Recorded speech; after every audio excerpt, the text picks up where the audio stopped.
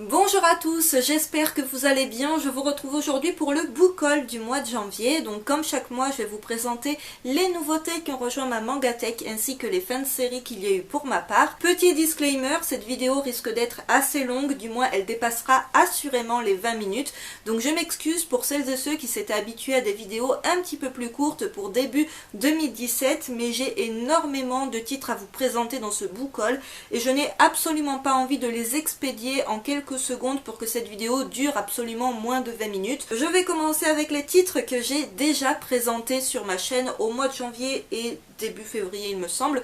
Donc ceux-là je vais bien évidemment les expédier dans cette vidéo puisque j'en ai déjà parlé sur ma chaîne, et au cas où vous avez loupé les vidéos dans lesquelles j'en parle, je vous mettrai les liens dans la barre d'informations. Le premier titre que je vous ai présenté début janvier, c'était les deux premiers tomes de la série Les Fleurs du Mal de Shuzo Oshimi, publiés chez Kiyun dans leur collection Seinen. Donc petite vidéo découverte manga qui a été consacrée à ces deux premiers tomes et j'ai franchement hâte de découvrir la suite de cette très bonne série. Je vous avais proposé une vidéo en partenariat avec les éditions Kana, vidéo dans laquelle je vais vous présenter trois de leurs nouveautés du mois de janvier. Il s'agit de 3 seinen. Donc on avait tout d'abord le premier tome de Nuisible de Masaya Okazono et de Yu Satomi. Le premier tome de Levius Est ou East, donc là j'ai eu un gros doute après avoir tourné ma vidéo, de Haruhisa Nakata. Donc il s'agit de la suite directe de Levius, très bon début de seconde saison, et ça vraiment une très bonne lecture également. Et dernier titre que les éditions Kana m'avaient envoyé au mois de janvier, il s'agissait du one shot Une femme de Showa de Kazuo Kamimura et de Iki Kajiwara, qui a été un gros coup de cœur. Il y en a encore 3 que je vous ai présenté dans une vidéo toute récente, enfin du moins il s'agit de ma dernière vidéo avant celle-ci. Il s'agit de 3 nouveautés yaoi qui sont parues au mois de janvier, qui sont 3 one-shots publiés chez Taifu. Donc on a tout d'abord Qualia Under the Snow de Kanaki.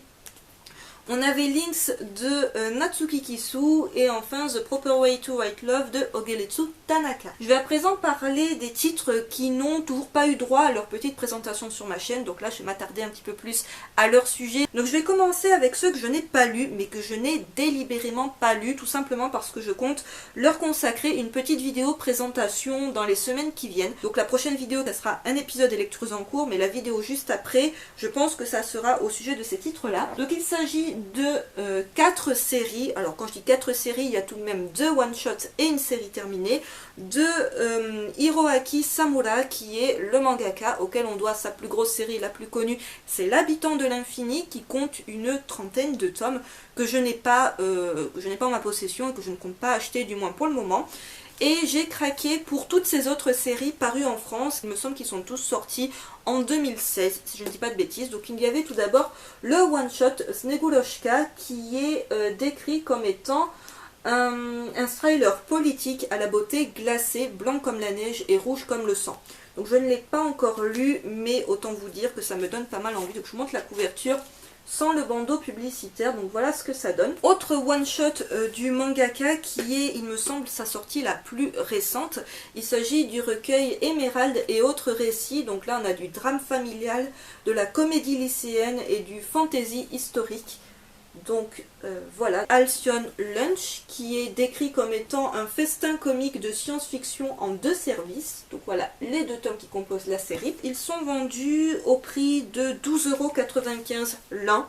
Donc c'est assez cher, comme vous le voyez, on est sur du grand format et sur une édition de qualité. Donc tous les titres sont publiés chez Casterman. Et la dernière série de l'auteur que je me suis procurée, qui est une série qui est toujours en cours, il s'agit de Born to be on Air. Donc je me suis pris les 2 premiers tomes qui sont sortis. Le tome 2 est sorti d'ailleurs au mois de janvier et là c'est publié chez Pika.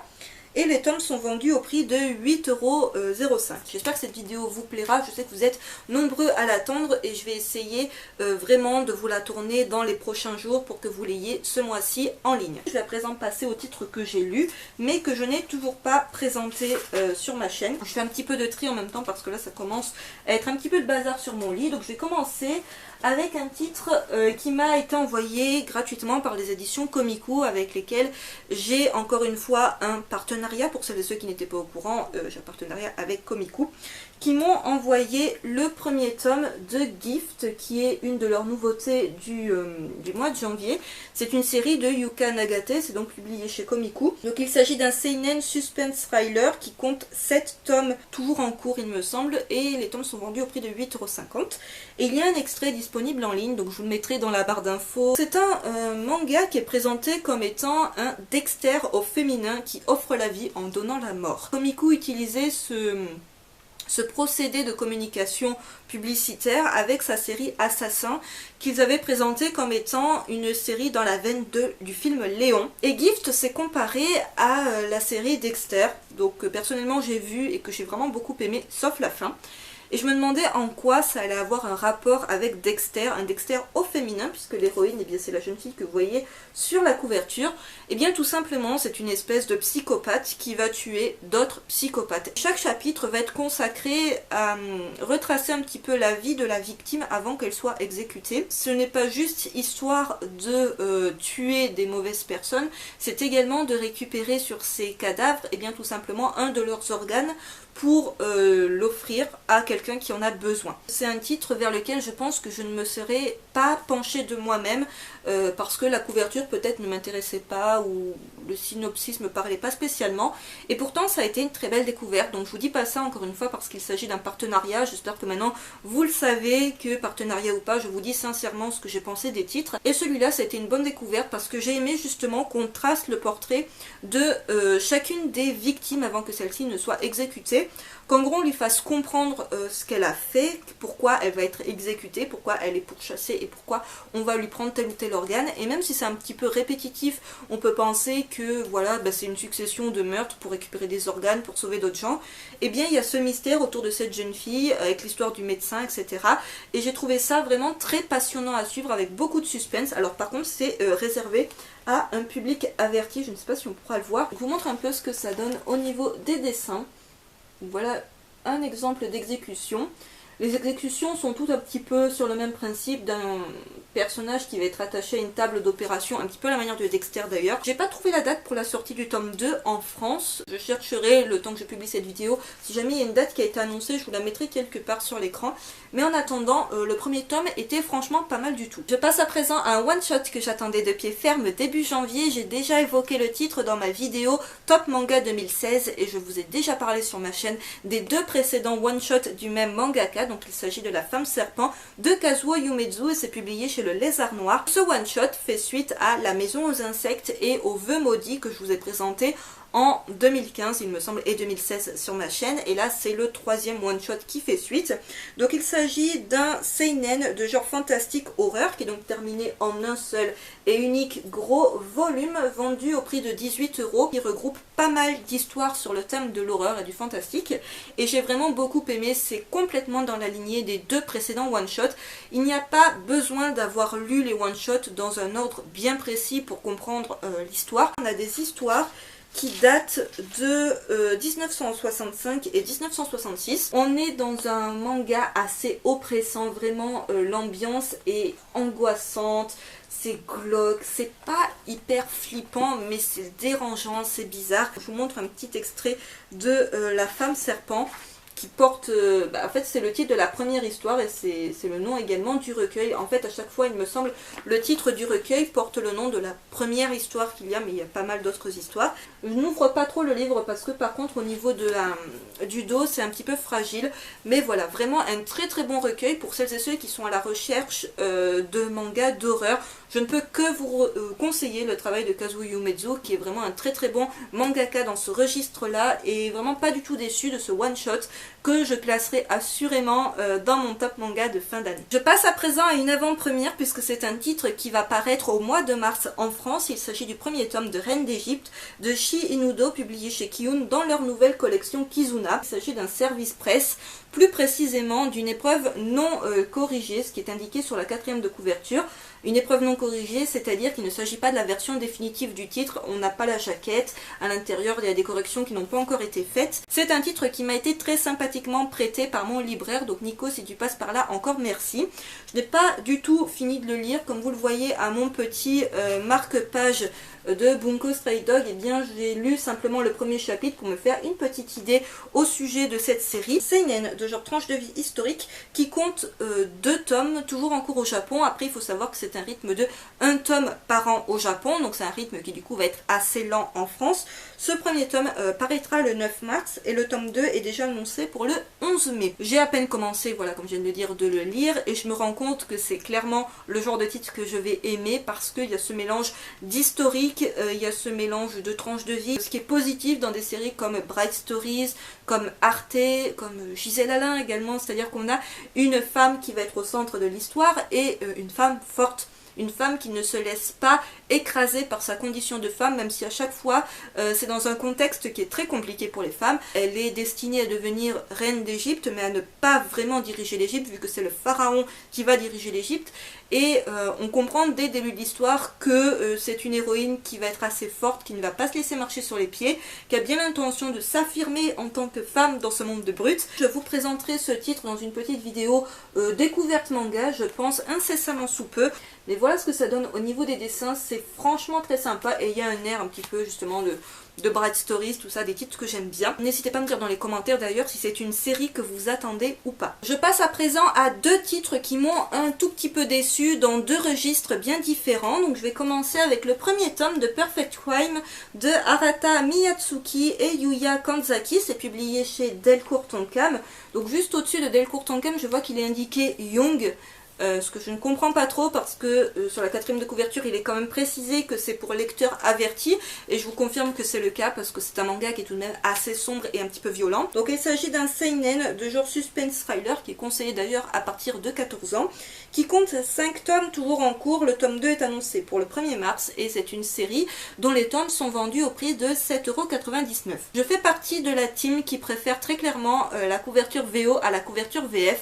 N'hésitez pas à me dire dans les commentaires si vous êtes team VO ou team VF concernant la couverture de ce premier tome de Perfect Crime. Il y a un effet très sympa par contre au niveau d'un vernis sélectif, au niveau du titre, du numéro du tome et de l'œil du personnage principal, mais après je trouve que c'est beaucoup trop estompé, beaucoup trop fondu dans le noir, alors que la couverture VO avait plus de sens et de peps. Après la 4e de couverture ça va, voilà, il y a pire mais ça va, mais je suis assez déçue du choix de Delcourt Tonkam pour la couverture. Ça c'est un avis complètement personnel. Le titre a été chroniqué par un chroniqueur Manga News qui lui a mis une mauvaise note. Alors je ne sais plus la note, je crois que c'était 6 ou 8 sur 20, en tout cas une note en dessous de 10. J'ai préféré ne pas lire la chronique de ce chroniqueur Manga News pour ne pas m'influencer durant ma lecture de ce premier tome de Perfect Crime, et à l'heure où je tourne cette vidéo je n'ai toujours pas lu sa chronique, donc je ne sais absolument pas ce que cette personne a à reprocher à ce premier tome. On est loin du coup de cœur, on est loin de la série indispensable et en plus on est sur une série pour laquelle je me tâte un petit peu à continuer après ce premier tome. On va découvrir le personnage de Tadashi Uzobuki, donc c'est le personnage que vous voyez sur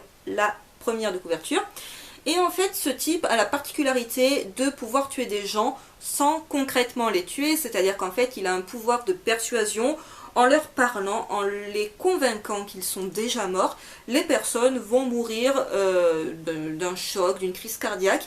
Et en gros, c'est un peu le crime parfait parce que concrètement, il ne les empoisonne pas, il ne les poignarde pas, il ne les fusille pas. Et pourtant, beaucoup de gens vont mourir. Donc en fait, c'est une sorte de tueur à gages, très clairement, qui est embauché du coup par quelqu'un pour tuer une autre personne. Et le truc qui était apprécié par pas mal de lecteurs, c'est le côté surprenant de chacune des petites histoires qui composent cette série. Chaque histoire, chaque chapitre va être consacré à un meurtre. Et en fait, à chaque fois, on a un retournement de situation finale auquel on ne s'attendait pas, c'est-à-dire que on suppose qu'il a embauché pour tuer telle personne et à la fin de l'histoire, eh bien, l'auteur te retourne complètement le cerveau et il ne se passe absolument pas ce qui était prévu au départ. Ça peut être un point hyper positif parce que justement, l'auteur va là où on ne l'attendait pas et ça, c'est quelque chose que j'ai tendance à apprécier. Mais ce que je n'ai pas apprécié, c'est en même temps cette même chose, ce même procédé qui va être répété à chaque fois. Et en fait, la première fois, t'es surpris. La deuxième fois, t'es surpris. La troisième fois, bon, t'es surpris aussi parce que le contexte change un petit peu. Ça va pas du tout se dérouler dans les mêmes conditions à chaque fois. Mais au bout du milieu du tome, eh bien, il n'y avait plus d'effet de surprise à mon sens. C'est-à-dire qu'à chaque fois, l'auteur nous fait le coup de « Ah, tu t'attends à ça, et ben non, tu vas voir ça ». et ben finalement, pour les autres histoires qui composaient ce premier volume, je n'avais plus cet effet de découverte, de surprise, parce que je me doutais bien que le meurtre qui était prévu ne va pas se passer comme prévu, que ça va être une autre personne qui va mourir, ou qu'il va y avoir plusieurs morts, et voilà, finalement l'effet de surprise s'estompe assez vite. Ce qui me fera, je pense, continuer la série, c'est tout le mystère qui entoure ce personnage. Donc on a un flic qui enquête pour essayer de le faire inculper, mais qui n'y arrive pas parce que concrètement, encore une fois, le gars il fait rien. Même s'il est sur plein de lieux de crime, concrètement, bah, il n'a pas d'armes sur lui, il n'a rien. Il fait juste convaincre les gens, par exemple, que ce qu'ils sont en train de manger c'est empoisonné. Les gens sont convaincus qu'ils vont mourir d'empoisonnement et bim, ils meurent. Ils meurent. Alors en fait ils meurent pas d'empoisonnement parce que quand quand on fait leur autopsie, eh bien on ne trouve aucune trace de poison, mais ils sont tellement convaincus qu'ils vont mourir de cette manière-là qu'ils meurent d'un choc, tout simplement. Alors soit c'est un gros manipulateur, un style un petit peu genre hypnotiseur, en posant sa voix d'une certaine manière, arrive à persuader les gens de telle ou telle chose, donc ça peut être plausible, même si c'est un peu tiré par les cheveux tout de même. Ou alors, il y a quelque chose qui expliquerait le fait que ce mec a tout de même les yeux rouges, et là il y aurait vraiment un côté fantastique dans le titre, un petit peu style genre Black Butler, Sébastien dans Black Butler. C'est ce qui pour moi va donner de l'intérêt à la suite de la série, c'est de comprendre de qui il s'agit réellement. On ne s'ennuie pas avec ce premier volume, mais malheureusement je trouve que justement le fait de vouloir faire quelque chose d'original à la fin de chacun de ces chapitres, au bout de plusieurs fois, bah, ça devient plus original, ça devient juste récurrent, et on le voit assez vite venir, et ça c'est un petit peu dommage. Donc j'achèterai probablement le second tome quand il sortira, mais ça me permettra aussi de voir si j'ai envie ou pas de continuer cette série. Seconde série qui m'a un tout petit peu déçue, il s'agit du premier tome de La Maison du Soleil de Taamo, c'est publié chez Pika Éditions dans leur collection Shoujo.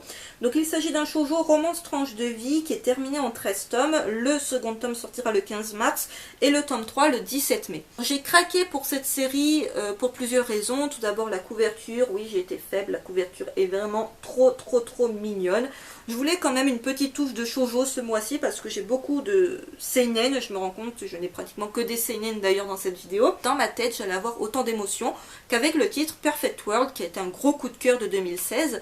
Et malheureusement j'ai mis la barre peut-être un petit peu trop haut parce que j'ai pas du tout été émue par l'histoire des deux protagonistes. Donc on va découvrir l'histoire de Mao et Hiro, donc c'est les deux personnages que vous voyez sur la couverture. On les découvre au début de l'histoire, ils sont jeunes, et après on les découvre un petit peu plus tard où ils ont un peu grandi. Mao, on comprend que ses parents divorce, il ne me semble pas que sa mère soit décédée, ses parents divorcent et en fait son père va se remarier, elle décide de vivre avec son père mais son père va se remarier et cette nouvelle femme a une petite fille et Mao va très vite ne plus se sentir à sa place chez elle, elle va sentir qu'elle n'est plus le centre d'attention, qu'elle n'est plus l'enfant unique et elle va très mal le vivre, elle va vraiment se sentir exclue sous son propre toit. Quant à Hiro, il a une histoire un peu plus triste, c'est-à-dire que lui, ses deux parents vont décéder dans un accident de voiture, si je dis pas de bêtises, et en gros, lui, il est en âge de pouvoir rester dans cette maison et il décide d'y rester malgré le fait que ses frères et sœurs, que sa sœur, je crois qu'il a plusieurs frères et sœurs, eux vont être éparpillés dans le reste de la famille. Lui il décide de garder la maison familiale, de ne pas bouger. Vous voyez le truc venir, c'est que Mao ne se sent plus à sa place chez elle,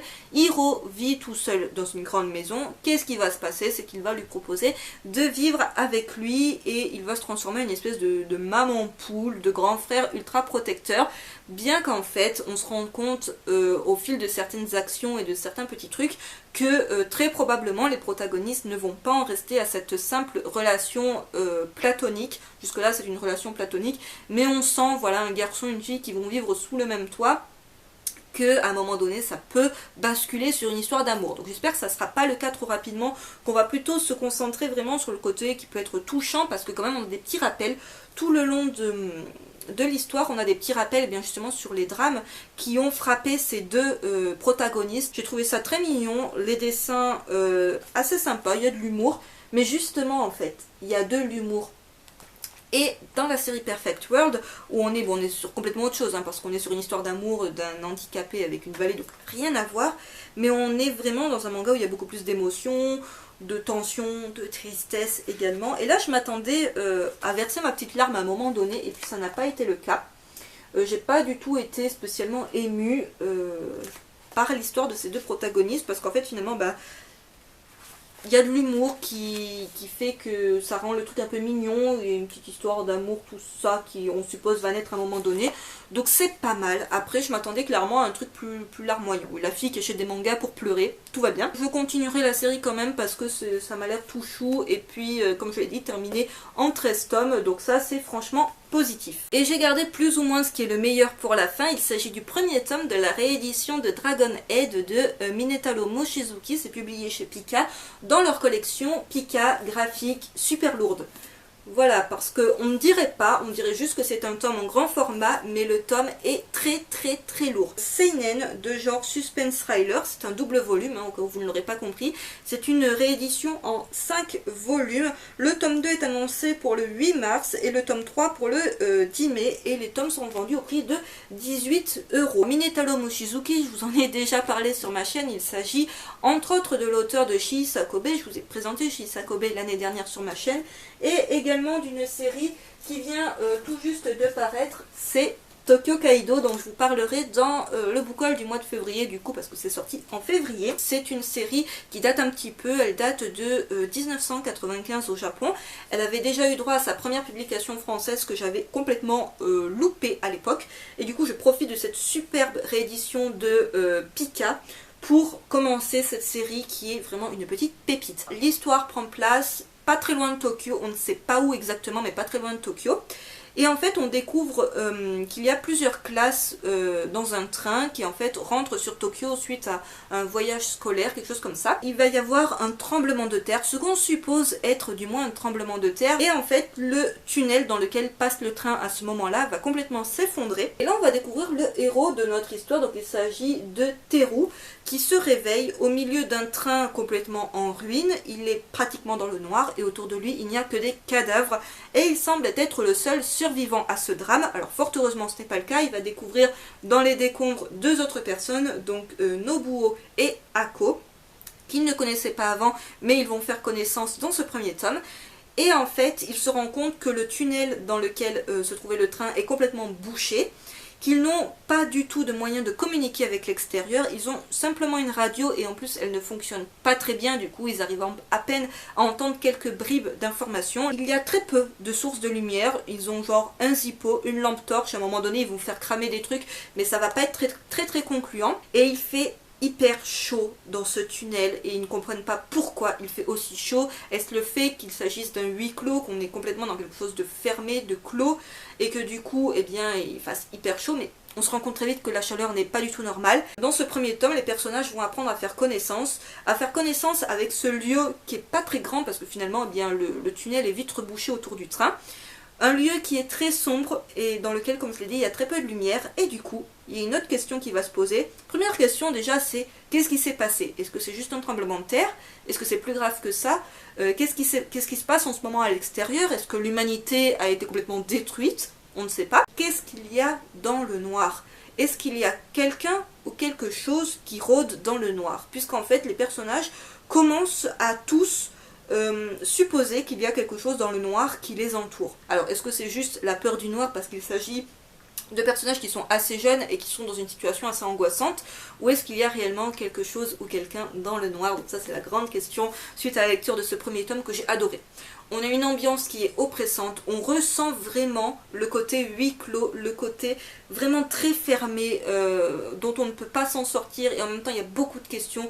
Comment ça se passe à l'extérieur? Est-ce qu'il y a des gens qui sont en train de les chercher? Est-ce qu'il y a encore des gens à l'extérieur? D'essayer de comprendre, et bien tout simplement, d'où vient également cette chaleur et puis comment ils vont faire pour survivre, parce qu'il y a quelques provisions dans le train, mais on se rend compte bien vite que les provisions vont commencer à être périmées parce qu'il fait très chaud. Page couleur au début du tome, j'espère qu'on verra quelque chose. Donc si vous ne connaissez toujours pas Dragon Head, c'est vraiment une série que je vous recommande de découvrir absolument grâce à cette superbe réédition de Pika. Alors après oui, c'est 18 € le tome, mais vous avez un double volume, une très belle édition et surtout une histoire qui vaut le détour. Je passe à présent aux fins de série et me concernant au mois de janvier, il y en a eu 4. Donc je vais commencer avec les 2 derniers tomes de Wizard's Soul de Aki Eda, publié chez Doki Doki dans leur collection Seinen. Je vous avais présenté les 2 premiers tomes qui eux étaient sortis simultanément.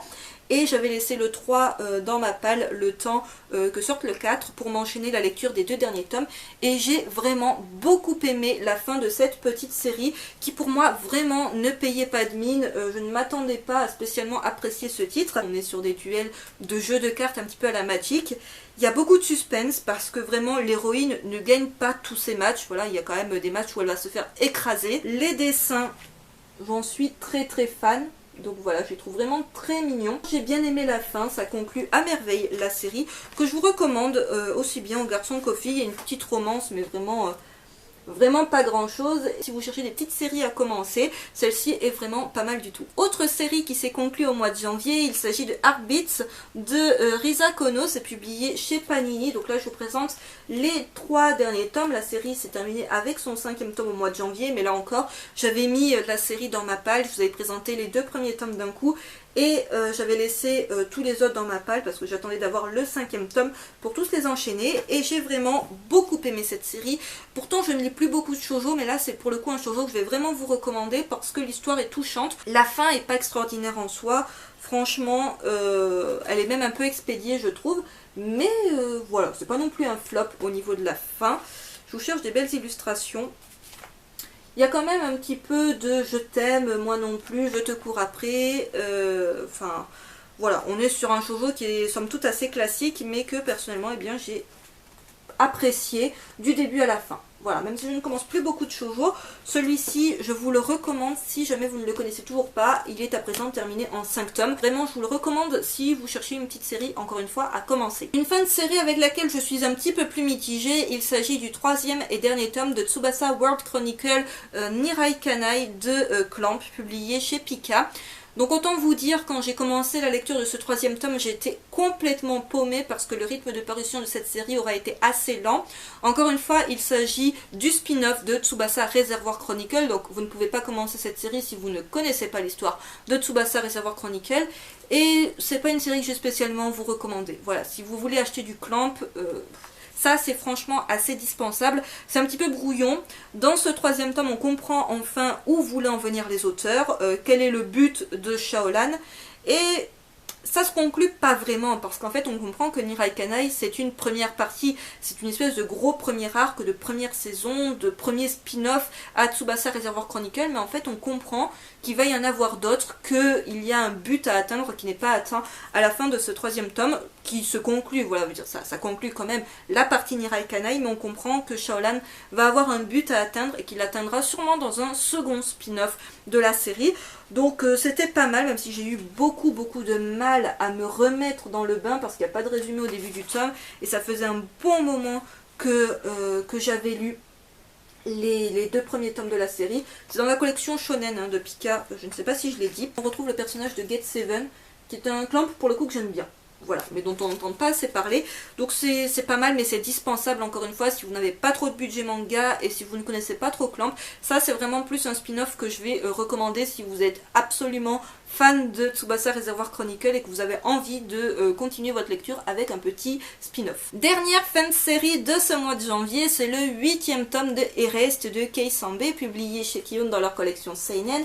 Et là j'en vois certains qui vont me dire mais non, il y a un 9e tome qui est sorti au Japon et qui va sortir en France, qui n'est pas encore annoncé mais qui je pense va sortir assurément en France. Alors le 9e tome, pour celles et ceux qui ne l'auraient pas compris, c'est un spin-off, c'est une histoire inédite par rapport à cette série, mais l'histoire principale se conclut avec ce 8e tome. J'avoue que ça demanderait une relecture parce que très franchement Erased, avec les voyages dans le temps, c'est genre ultra compliqué de se remettre dans le bain quand on suit le rythme de parution au fil des tomes de la série. Donc je relirai probablement cette série quand j'en aurai le temps et je vous ferai une vidéo, parce que vous êtes nombreux à me l'avoir demandé, une vidéo chronique au sujet de Erased, quand le spin-off, justement le 9e tome, sortira en France. Je pense que ça sera l'occasion de me replonger dans cette très bonne série dans laquelle il y aura eu du suspense jusqu'au bout.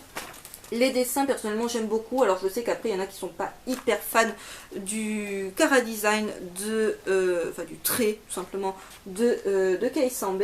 Mais voilà, personnellement, j'ai beaucoup aimé la couverture sous ton d'hiver est franchement top.